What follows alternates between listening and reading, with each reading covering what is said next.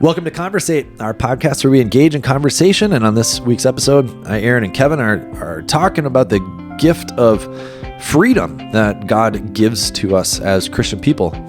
But what does that mean? Does it mean we can just go and do whatever we want and be whoever we want to be, or are we restrained in that freedom?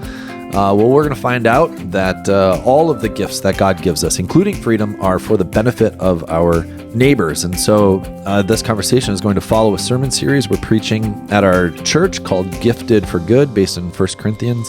And so we invite you into this journey with us. And as always in this conversation, we hope that you will hear something that you can go put into practice and start another conversation with somebody else. As always, we hope you enjoy it. Hey! Greetings. Oh, highly favored one. Well, you didn't greet me in the customary way. What's that way? The blessed 2025 greetings to you in the Lord. Or, yeah, you know. are you trying that? You're not doing it this year? I don't think I'm going to. Did I even have it in 2024? Yeah. I thought it was a 23 thing. Nah. Was it? I think so. I think it's been that long. Time flies. Isn't that ridiculous? And I still remember. I know. Someday I'll bring it back. But only when the people they're expressing their demand of it to me by saying nothing about it. That's how you know they're a fan. That will communicate to me everything I need to know. Nice. Well, how's your 2025 been? Golly, what are we, day 13 here? So far, pretty low key.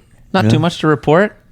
Nothing. Nothing going crazy. Honestly, everything's pretty even keel. It's been nice. It's been like a mellow, mild 2025. All right. Yeah. How about you, man? Oh wait. I have to.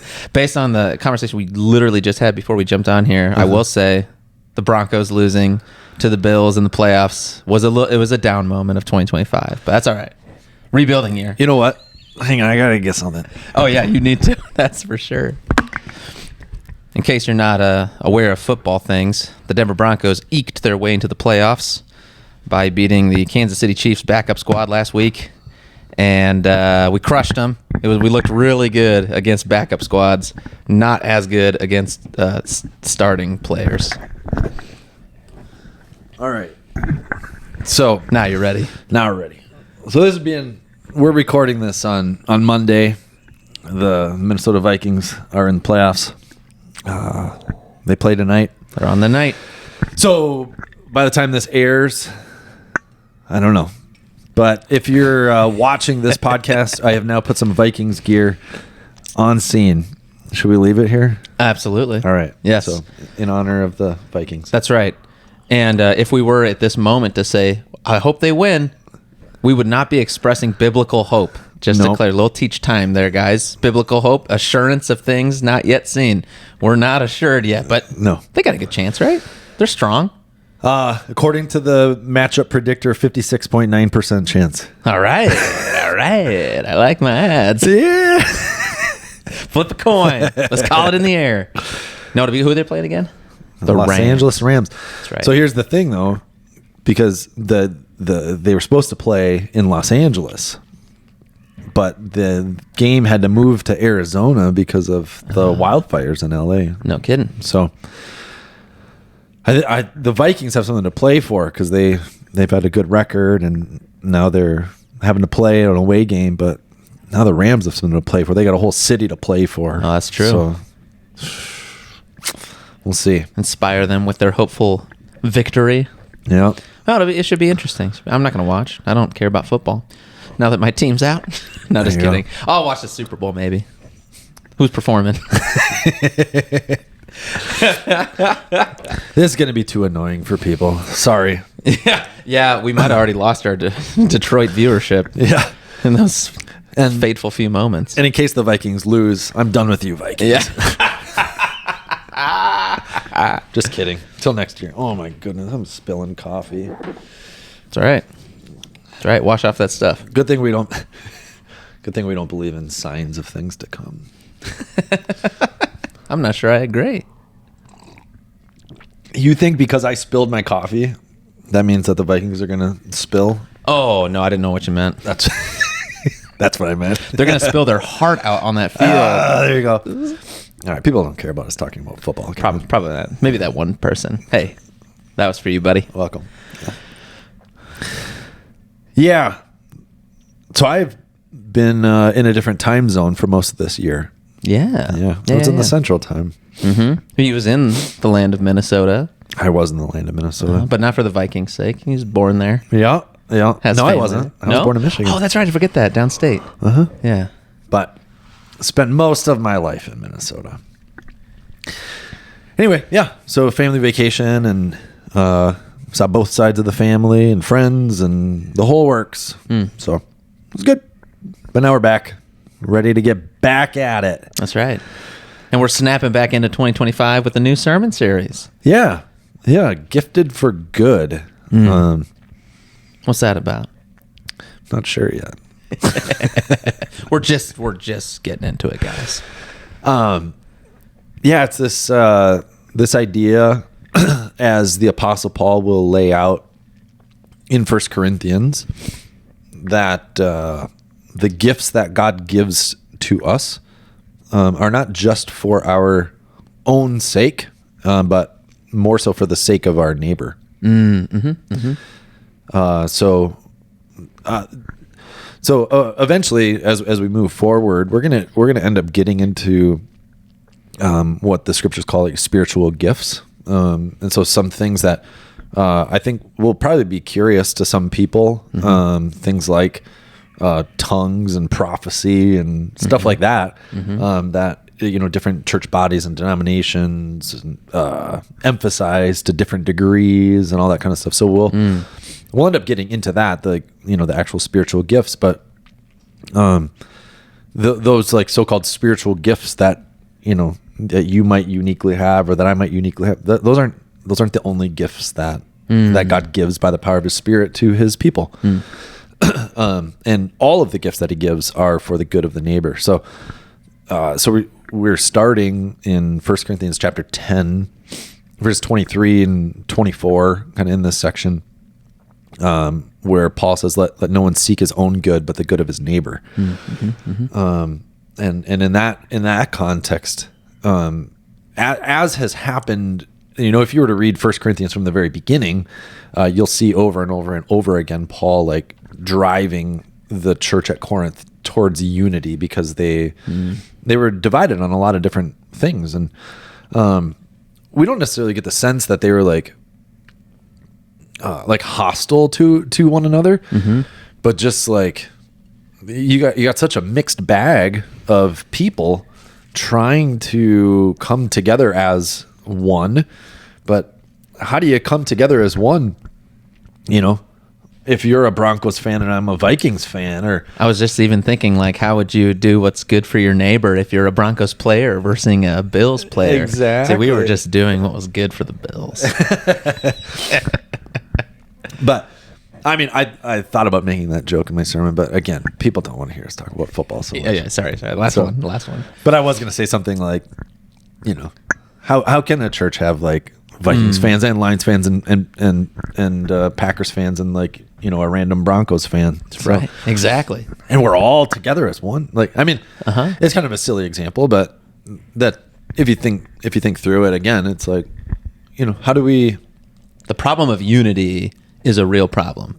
Like, that is a challenge, whether we're talking about your like from as small to your spouse, to your family, to your church, to your community. I mean, this is what politicians are spending a lot of their time, right? At least purporting, like in front of the camera, what are they trying to get? They want a sense of unity for the people, I mean, that is important. I mean, realistically, for a civilization, if you have disunity or division within even an entire people group, that's going to be really problematic.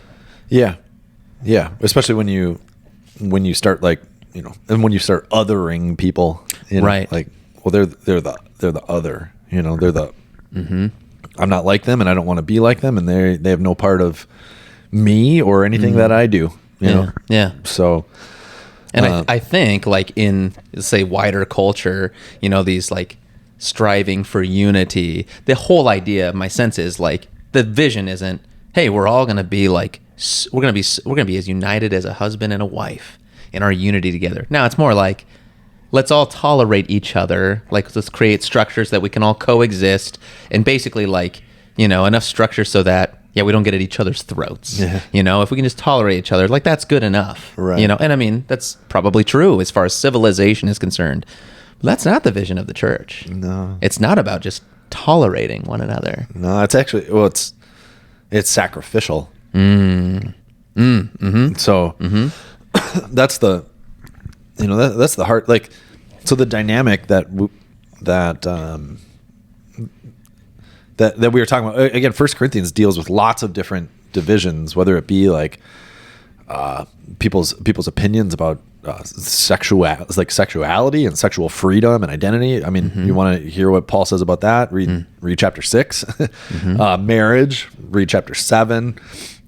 Food sacrificed to idols, chapter 8. Like, there's a lot of stuff that Paul's been dealing with, these issues. But it's he comes back in chapter 10 right after saying, like, let no one seek his own good but the good of his neighbor. He goes on to describe this situation about, like, whether a Christian can eat meat sacrificed to an idol. And in one breath he says, yeah, go ahead. Like, as a Christian who believes that idols aren't real and God is the only one real, then if food was sacrificed to an idol, it wasn't really sacrificed to an idol, because an idol's not real. So it's just food that was cooked. So like, what it is, who God is. So go ahead and eat it. But if someone tells you and they're troubled by you eating this, and they say, but that food was sacrificed to an idol, and that person, theoretically is somebody who is maybe younger in the faith, who maybe just left or is trying to leave a lifestyle of eating food sacrificed to an idol and actually believing these idols, and they see you as somebody that they're actually looking up to you. I mean, that's actually what Paul says in chapter 11, verse 1. He says, imitate me as I imitate Christ. Right. So it's like, if you're a mature Christian, you actually ought to be emulating Christ in such a way that somebody could, imitate you. Yeah. And not be worried that they're imitating sinful behavior, but actually godly behavior. Now, think about that. Like, that's a high calling on a Christian. Not saying the way that you live your life is going to save you from your sin, but what are you modeling to other people? It's just like with our children. You're trying to. I would hope that I would hope. I mean, so my children naturally imitate their parents. They mimic them. So I would hope, or they're going to imitate whatever they're influenced by, I should say. Sure. So, but I mean, it's undoubtable. It's undoubtedly the truth that if you grow up in the home with your folks, you are going to take on pieces of them. Yeah. Like, it just happens. So I try to strive that I when I see my children, acting a certain way or whatever, like I want to conduct myself in a way that I would actually want to see reproduced in a godly way. You know what I mean? So back to that situation, like, as a mature Christian, I ought to be imitating Jesus so that somebody could look at me and, like, actually be imitating the way of Jesus. So if they're looking at me and they see me eating this food sacrificed to an idol, and they're trying to leave that, and they don't understand that I don't believe in this idol, I'm just eating food, then they might get confused and start to think, well, maybe Christian people still believe in idols too. So then they go and start believing in this idol again, and then they sin, and then that's actually my sin because I caused them to sin. So Paul says, like, Paul says to the mature Christian, I'm not really concerned about your conscience, because if you believe that God is real and idols aren't, then your conscience is clean. But if somebody else's conscience is troubled by your actions, now you have Christian freedom and liberty to eat that food. But I need to be willing, back to the sacrificial thing, to sacrifice my Christian freedom for the sake of the troubled conscience of my brother. Mm-hmm. So instead of like laughing in their face and going, "Oh, that's stupid," silly. like I'm just eat the food, But they're actually like troubled about it. Like I need to be aware enough of my brother to set aside my Christian freedom and liberty to actually, be present for you in your troubled conscience. Yeah. So take me, like, fast forward me now to our time, our culture, right? Because by and large, not going to be the issue, right, for people to be in a circumstance where there's some food being sacrificed to idols, right, that they may or may not choose to participate in eating. Like, what kinds of arenas do you think about today where this sort of idea would be applied or make sense for us? Yeah, so I asked that question in a Bible class on Sunday, like what would be some modern day examples, and just here's two. Like, I mean, somebody mentioned alcohol. Mm-hmm. So, and that may come in a variety of different ways. You might have somebody that was an alcoholic, has tried to set that behind, and maybe you don't struggle with an addiction to alcohol. Maybe you enjoy a beer with watching a football game or whatever. And if you're with somebody that still like struggles with that reality, can you have a beer as a Christian person? I would be under the assumption that yes, you can. Okay, just well controlled and not too overindulgence. So if that's the case, but this brother is in a kind of a weaker position. Mm-hmm. I don't need to have a beer. Yeah. I should be able to set that aside. I shouldn't go, well, it's my Christian freedom. Right. And I'm fine. Mm-hmm. That's your problem. Yeah. Not mine. Exactly. So that would be an instance. But I mean, also, so alcoholism is one thing, but we also have like Christian brothers and sisters from other denominations who have a different opinion about right. alcohol and true. refrain from it totally. Mm-hmm. And I think that could be even a bigger problem, because some Christian might be like, your theology's dumb. Like the fact that you can't have beer. Well, I'm gonna drink even more in your presence to kind of rub it in your face. Yeah. And on the flip side, though, it's so important, I think, right, to understand that in that same scenario, right, if there's a group that has come to that determination, right, about alcohol, Paul is saying to the stronger, those of stronger faith or of stronger conscience, basically, who wouldn't feel like having a beer or wine, drinking in moderation, would be going against their conscience or against God, that to put that aside and to not consume is for the sake of those with weaker conscience. Yeah. See, because part of the problem sometimes is that different activities can be labeled as, if you do that, you're a big sinner. Yeah. And that's not what Paul's saying at all. Right. Paul's saying, no, you need to humble yourself and acknowledge that this, like, if you're the one having someone else, or like someone else should be barring their activity for your sake, it's not because you're more righteous than them. Right. It's because you actually have a weaker conscience or less knowledge. Yeah. Is kind of the way he's talking about it, like spiritual knowledge. Yeah. So yeah, there's kind of this danger on both sides for self-righteousness. Yeah. Yeah. But also, I mean, even spiritual knowledge, though, if you go back to, I believe it's in chapter 8. Yep. Paul says knowledge puffs up. That's but right. Love builds up. That's right. So this is the thing too, is like, sometimes, I mean, a quote unquote mature Christian can sometimes, I mean, unfortunately, like sometimes to use a different word, maybe more pious, like so-called like the righteous looking, might have a lot of knowledge, but not love. That's right. Yeah. So that's like the, I think it's even fair to say, like, to make the distinction between a knowledgeable Christian and a mature Christian, because Christian maturity means you are becoming like Christ. And Paul's point is to restrict your behavior out of love for your Christian brother or sister, That is imitating Christ. That's mature. Well, that's because that's sacrificial. Yes, That's sacrificial love, that's mature. Yeah. Knowing that you didn't have to do that, Yeah. that's knowledge. And that's fine. Right. Knowledge gives us freedom as Christians because you can go and eat the meat offered that were offered to the idols. Right. You're not restricted. You have more freedom.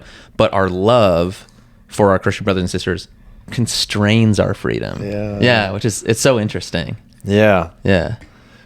And that, I mean, yeah. And so that, I mean, we did, we talked about this. Well, here, I'll give you another example. Yeah, that'd be helpful. Yeah. Somebody else mentioned materialism. So like the idea of, someone may look at a Christian that has, a nice home and nice car or a good job or whatever. And how people perceive that can be a variety of different things. Someone might think someone might think, oh, that's the ideal Christian life. So I need to strive and toil for these material things, and then I will have made it as a Christian or whatever. So that might be one thing, but also on the selfish side of stuff, like somebody in their Christian freedom might say, well, I'm allowed to have nice things, and so that's their whole thing. But they're not willing to let those gifts be for the good of the neighbor. Sure, it might just be for their own self-edification. So it becomes like a status symbol. It's sort of like, hey, look at this new thing I got. You bring it into the community, but only to puff yourself up. Again, that chapter 8, verse 1 piece. Yeah. That's a good example. But to the same point, because this is important too, you can maybe have heard groups suggest, if you have those kinds of things, you're not a true follower of Jesus. Right. You're supposed to forsake all of that. You're supposed to forsake the world. You shouldn't have nice things. You ought to live in a much smaller home, drive a much worse car, dress, only buy your stuff at Goodwill. Right. Because that's what Jesus would want. Right. And again, that's the wrong flip side to this. That's those of weaker conscience trying to make a standard. And Paul is so delicate in this chapter 10 of like the standard he sets. It's not like some kind of blind rule that everyone must follow to look the same. Right. No. But he does give a rule that all the Christians are to follow, but it's out of consideration for each other. Right. Yeah. Mutually. That's right. And so that's the thing, is like the mutual building up of one another. I think this is the thing that a lot of people are worried about with sacrificial love, is that we think, well, if I sacrifice some, then I'm going to be without. The ideal picture of the Christian community is that nobody is ever without, because you're mutually building one another up all the time. So no one is ever lacking. And that's that vision of unity that is not of the world. Right. Because the world could I guess the world has. I mean, the kind of political vision of that, right, would be like Socialism, exactly. Which I think history has sort of proven that it's not feasible if it's a policy that a government issues for people to follow, it won't work. Right. Now that's very interesting to compare to when someone like Jesus comes along and lives a particular life of sacrificial love and inspires this group, and calls them to him, forgives them to, come be a part of his body and his communion. That's exactly what we see in the beginning of Acts. Is this fellowship. It's no one's lacking. Yeah. Everyone has something, but the move isn't to say, oh, okay, that's the government we need. There's a difference between the secular and the scriptural, the political and the church. Like those are two different realms we talk about. Yeah. Well, I mean, and that's the whole idea of like true love. Like it's done out of love, not out of obligation or Absolutely. Absolutely. That's certainly where the 1 Corinthians 13 stuff will come in eventually. That's right. We'll hit that. Yeah. But I mean, even it was interesting. I mean, a couple of weeks ago, on the podcast. It wasn't technically a podcast, but we threw it on Conversate. But that conversation I had with Shin too. I mean, you know, her experience of the Christian community was one of like genuine love, and that was the kind of a compelling thing in her story, which is just kind of fascinating to think about. You know, it's like, oh, hey, what the Bible proclaims to be true is actually lived and experienced in people's lives. So when the church lives in accordance with, or you might say in cooperation with, even the Holy Spirit, like working in their lives to bear fruits of love and peace and generosity, it's striking. It is striking because you don't experience that elsewhere. Right. Which, by the way, if you haven't listened to that conversation, highly recommend it. Just search XIN on YouTube. At least for me, it pulled it right up. Yeah. I didn't even type conversation. I just typed XIN on YouTube. Really? Yeah. But I mean, like, I don't know if the algorithm for me is, already driven towards YouTube. But it was a great conversation. Yeah, it's fascinating. Cool. So, so this, so when we were talking about the freedom thing, though, you know, I said it's important for us to think about two different questions, like freedom from what and freedom for what. And I don't know. I've considered those questions myself prior to preaching this sermon when it comes to Christian freedom, because when I've asked people about freedom or whatever, you know, especially in our country, you know, freedom generally means like you're bound to nothing. Yeah, no boundaries. Yep. I can do whatever I want. Yeah. And there's I think there's a piece of us, especially probably living in America, where it's like, well, and certainly, you know, like, I think that yell and that huzzah is strengthened to some degree when you see other civilizations around the world that don't operate that way whatsoever, and you see the constraint, especially from like the top down, right? And you sort of say, well, man, that looks horrible, you know? Right. And so, because best case scenario is that somebody in America that has that freedom, right? And I'm great. Don't get me wrong. I'm very grateful for the freedom that we have.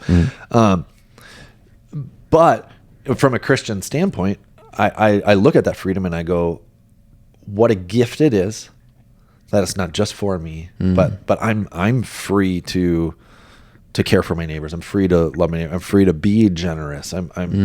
Nobody except the love of Jesus Christ is compelling me to do those things. I'm not forced to. I get to out of response for the great love that God first had for me. Right. And so that's the beautiful thing that can happen in a free society, that's empowered by the love of Jesus Christ. Right. Is that we actually get to live into that. And I know that that's the case for a lot of American people that employ not only their Christian freedom, but their American freedom and use that for great generosity for a lot of people. But on the other hand, there are a lot of people who use it for very selfish, self-centered motivations, you know, and think that they can just be and do whatever they want to be and do. And on the American political side of things, I guess in some ways that is what you are allowed, free to do. That's right. So freedom comes with that, I guess. You know? Yeah. And that's where I think, you know, the church or, you know, the scriptures, Paul certainly, his picture of freedom, like the Christian perspective on freedom is nuanced. It's not just that. So like the idea that if I'm just free from everything, if I'm free from constraints, oftentimes people just immediately believe, yeah, that sounds great. You know, like that's what you're saying. Because of where we live, we're sort of cultured to believe that. But that's not the full picture. And actually, if you sort of play that out in different areas, you'll realize, I think, and pretty readily agree, oh, I guess it doesn't necessarily lead to what I want, right? So like, you know, if I'm free to, you know, I'm trying to think of an example where there isn't lots. I was about to use a speed limit thing, you know, but okay, I'm free to use my time however I want. So I can spend 5 minutes a day on 100 different activities. I'm free to do that. Well, yeah, you are free to do that. But if you do 5 minutes a day on 100 different activities, you'll probably never master any of those activities, right? Mm-hmm. Like, you're free to spend your time that way, of course, but it may not lead to something that you really like value or cherish. However, if you constrain your day, see, and this gets to be a little nuanced with that idea of freedom. That doesn't sound like freedom, but if you constrain your day and your time to dedicate a larger piece of time towards a skill, playing an instrument. If you do that, then over time, you might master that instrument. You might be able to have this huge talent. Then you're free to play that instrument beautifully. And that's more the Christian vision of freedom. There's constraint involved, but it leads to a deeper actual sense of freedom or utility of that freedom. And that's what the freedom for piece is all about. Uh-huh. Like, not just free from, but free for. So like, there is sort of a target. There's a target for the kinds of things that will lead to a true sense of, like peace, because like when we say freedom, we might mean just freedom from constraints, but I think there's a larger idea of hovering behind that, like an American thought, where it's like, yeah, freedom doesn't just mean freedom. It means like a good, right? Like, but I mean, so we're talking about freedom, but the Apostle Paul also call us slaves to Christ. Exactly. And that's a nuance, because like, to be a slave for Christ means you are actually free. Yeah. You are actually free. Uh-huh. Yeah. The fact that Jesus becomes your Lord. Yes. And your master. Yes. Is actually true freedom. Yes. Because, and this is what the Bible will say, if you don't do that, something else will be your master. Uh-huh. You won't call it that. Right. You might even think you're pursuing it, right, like of your own free volition, but it will not forgive you. It won't uphold you. If you betray whatever that Lord or master is, I mean, think about your football team. Think about my football team. I said I wasn't going to bring it up. I'm bringing it back. If I worship the Denver Broncos, but then I sort of cut out and I don't watch them. Well, now my fellow Broncos fans are going to say, you're no fan. You don't belong with us. Yeah. Look, we lost the games because you didn't turn your Bud Light emblem facing outward towards the screen. Is that what you're supposed to do? That's what those commercials like 10 years ago talked about. You don't remember that? Man, no one remembers those commercials. But anyways, like no other community. If your job is your Lord, you wouldn't call it your Lord, but you can tell if it is, if it's the thing that drives you most in your existence, if it's the reason you wake up in the morning, the sole reason, the utmost reason. If you fail at your job over and over again, is your job going to forgive you? No. There will come a point where your job will say, I'm sorry, you're not putting in the effort. You're not making a good work. You're out of here. Mm. But Jesus will never do that to you. Yeah. Yeah. Well, and even at your work, sometimes people put in an incredible amount of time, work their way up the ladder. And then because of budget cuts or restrictions, even people at the top get fired. Sure. Yeah. It's just like not even in direct correlation to their effort. Right. Yeah, their work. Yeah. So it's a nuanced thing, man, this freedom. But it truly is freedom. Like this, that's not a facade. That's not using language to trick people into becoming Christians. But the freedom we're talking about is, I don't even know how to, it's like, I would call it like peace. Huh. I would call it fulfillment. Mm-hmm. I think those are some of the ideas even behind when Americans use the word freedom, like they're talking about the good life. But it's Christian freedom that truly leads to the good life, a life of connection, of love, of relationships that are deepening because they're sacrificial mutually. Can you get burned living the Christian life? Of course you can. Yeah. Jesus did. Yeah. But that's the consolation too, is you see, oh man, well, he did it and he still loves me, and so that his sacrificial love sort of constantly energizes the Christian to keep living into the vision. Yeah. You're talking about spending time and devoting yourself to stuff. Uh-huh. Over Christmas break, I picked up chess. Did you? You play chess? I like chess. I don't play chess, but I will play you in chess. We should. Max got a chess set for Christmas, and then I was like, wait a second. I know how the pieces move, mm-hmm. and then but that's like the extent of it for me. And then my nephew, who's 13, has been like studying chess and like nerding out on it. I mean, in not in a derogatory, in a really cool way, and like doing chess tournaments and stuff. So we had a family chess tournament over Christmas break and stuff. And then I downloaded an app, and Abby brought me home a book from the library the other day. It's interesting. Training. Yeah. I realized like I don't know.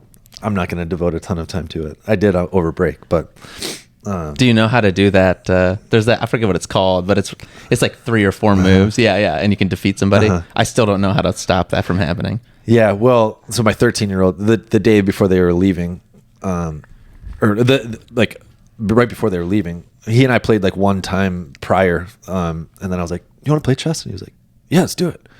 So he just kept like beating me, and he would even come and take my queen, and then like put himself in a position that I could take his queen, and he was doing it just to be like entertaining, because he said he's 13 and he wasn't like being facetious, but just honest. He was like, "Well, I just know that I can beat you without my queen." So I was just like, "Come on."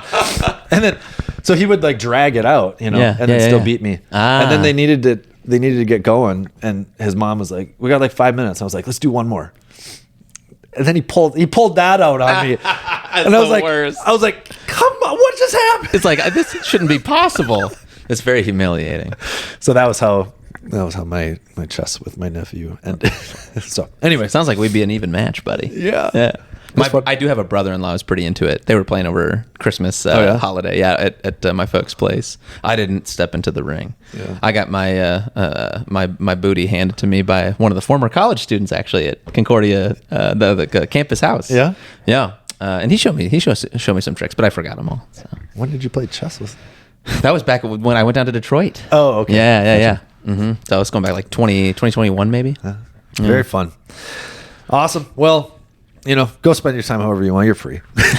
That's the moral of the story. So, but if you want to taste true Christian freedom, do it. Use that time and your gifts for the good of others, and you'll be blessed. Teach somebody else how to play chess. I love it. I love it. All right. See you, buddy. See you.